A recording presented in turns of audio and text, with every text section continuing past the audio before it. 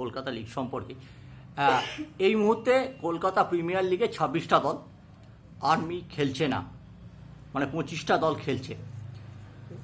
এটা যেহেতু আর্মি, সেই প্রশ্নটা করছি, নিয়ম মতো যদি পার্টিসিপেট না করে আর্মিকে ফার্স্ট ডিভিশন রেলিগেটেড হতে হবে, ফার্স্ট ডিভিশনে খেলতে হবে। কিন্তু আর্মি একটা অন্য একটা ব্যাপার আছে। তোমাদের ডিসিশনটা কি এই ক্ষেত্রে? যে রেলিগেশন হবেই, অতএব যে 25টা দল খেলছে এই মুহূর্তে, তাদের মধ্যে থেকে একটি দল নামবে। হ্যাঁ, এই বিষয়ে কোনো দ্বিমত নেই। আচ্ছা, আর রেলিগেশনে মানে দুটো গ্রুপ আছে, একটা গ্রুপে 13টা দল আছে, একটা 12টা দল আছে। তা রেলিগেশন জোনে কে কে যাবে সেটা তো রেজাল্ট বলবে। হ্যাঁ, রেজাল্ট আমি বলছি নাম্বার ওয়াইজ। দুটো গ্রুপেই 13টা দল আছে। হ্যাঁ, একটা টিম তুলে নিয়েছে, তো সে অটোমেটিক রেলিগেশন রাউন্ডে যাবে। যদি রেলিগেশন রাউন্ডেও না খেলে তাহলে সে রেলিগেট হয়ে যাচ্ছে। ঠিক আছে।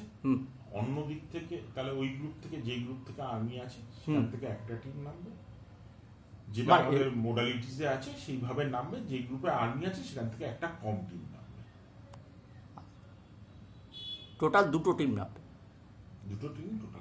আর রেলিগেশন জোনে খেলবে কি? রেলিগেশন অবনমনের লড়াইয়ে কটা টিম খেলবে? যে গ্রুপে যারা শেষ করবে, রেলিগেশন রাউন্ডে 6টা দল খেলবে।